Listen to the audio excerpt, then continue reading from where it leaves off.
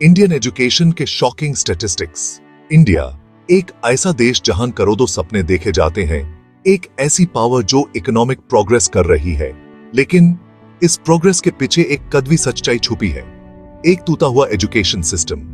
हम सबको पता है कि हमारे यहाँ लिटरेसी रेट काफी हाई है, लेकिन लिटरेसी का मतलब एजुकेशन नहीं होता। 75% से भी ज्यादा इंजीनियरिंग ग्रेजुएट्स को जॉब्स नहीं मिलती, मतलब हर 4 में से 3 graduates. Annual status of education report, जिसको हम ACR बोलते हैं, वो बताता है कि सिचुएशन कितनी खराब है। बेसिक रीडिंग और मैथ्स स्किल्स बहुत ही कमजोर हैं, खासकर गांव की तरफ। हर साल लाख्स ऑफ ग्रेजुएट्स निकलते हैं, लेकिन उनमें से कितने लोग ऐसे हैं जो 21st सेंचुरी जॉब मार्केट के लिए रेडी हैं?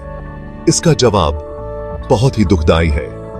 ये सिर्फ नंबर्स का खेल नहीं है, ये टूटे हुए सपनों और बर्बाद हुए टैलेंट की बात है। ये एक ऐसे सिस्टम की कहानी है जो हमारे युवाओं को, हमारे फ्यूचर को बर्बाद कर रहा है। हमें अब उठना होगा और सच का सामना करना होगा, क्योंकि ये वो इंडिया नहीं है जिसका हमने सपना देखा था। इस प्रॉब्लम को समझने के लिए हमें टाइम में पीछे जाना होगा। ब्रिटिश राज के दिनों में लॉर्ड मैकॉले ने अपने इनफेमस 1835 इंग्लिश एजुकेशन एक्ट में हमारे आज के एजुकेशन सिस्टम की नींव रखी थी। उनका गोल क्या था? ऐसे इंडियंस की एक क्लास बनाना जो खून में और रैंक में तो इंडियन हो, लेकिन सोच में, जुबान में और मॉरल्स में बिल्कुल इंग्लिश।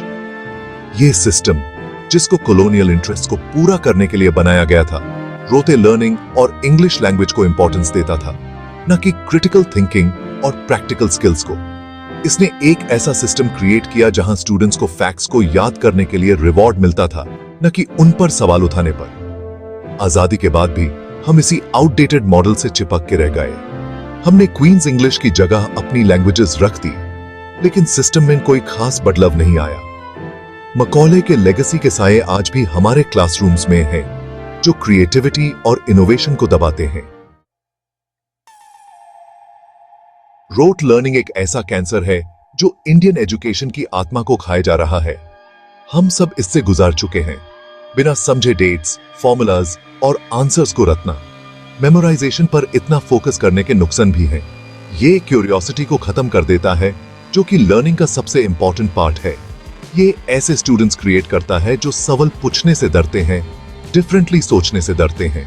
हमारा एजुकेशन सिस्टम यंग माइंड्स को जगाने के बारे में होना चाहिए, न कि उन्हें डेटा स्पिटिंग मशीन्स बनाने के बारे में।